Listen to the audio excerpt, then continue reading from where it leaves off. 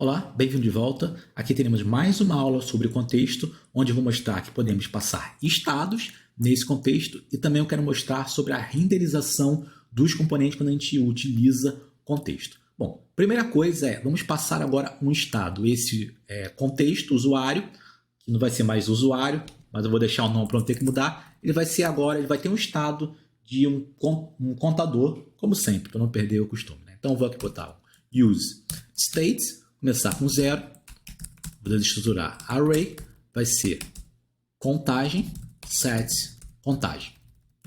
E agora o que eu vou passar aqui, como valor do contexto, vai ser tanto a contagem quanto set contagem. Muito bem, eu estou pegando onde? Eu estou pegando no filho, mas agora eu vou botar um componente a mais, eu vou botar um neto.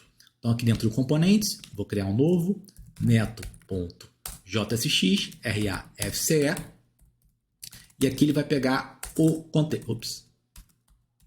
De novo, RAFCE, e aqui eu vou pegar o contexto use, contexto usuário, e já vou desestruturar.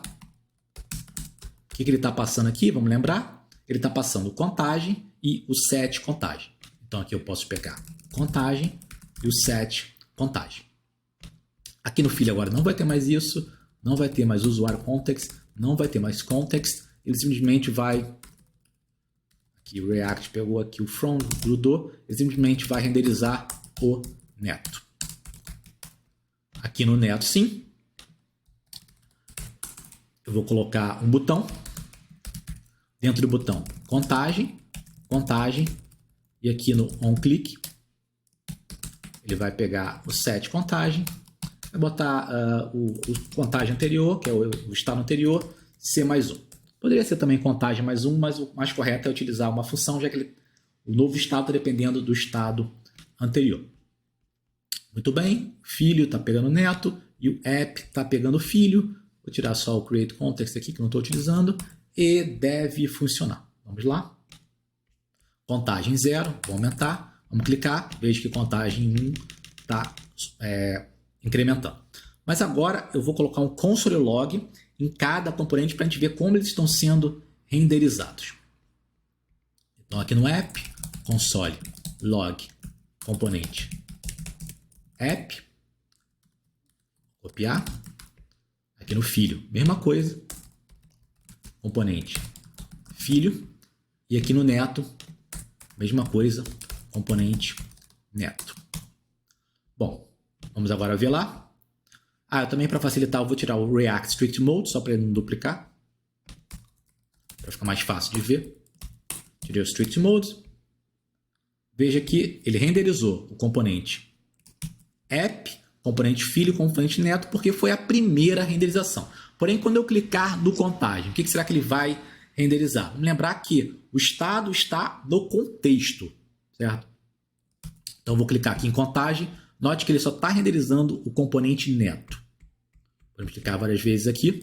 Ele não renderiza nenhum outro componente, apenas aqueles que utilizam o contexto. Então, a gente ganha um pouco na questão de otimização, porque ele não está renderizando mais nenhum componente por padrão, apenas aquele que está utilizando o contexto. Se a gente utilizasse o contexto no filho, ele também renderizaria novamente o filho. Vamos mostrar isso aqui rapidamente. Vou aqui no filho. E no filho eu vou botar antes do neto, botar um parágrafo e o contador, mas aí eu tenho que pegar o contagem, né? Contagem, set contagem, igual use contexto usuário. E agora eu vou exibir aqui o contagem. Vou botar aqui contagem. Apareceu alguma coisa errada. Contagem not defined. Faltou um aqui. Contagem, set contagem. Agora sim. Veja, contagem 0. Quando eu clicar nesse aqui, contagem 1. Ele está renderizando novamente tanto o filho quanto o neto, que são aqueles dois componentes que usam o contexto. Então, todo componente que usar o contexto vai ser renderizado novamente. E nessa aula a gente encerra o assunto de contextos, porém a gente ainda vai utilizar contexto quando falarmos do reducer.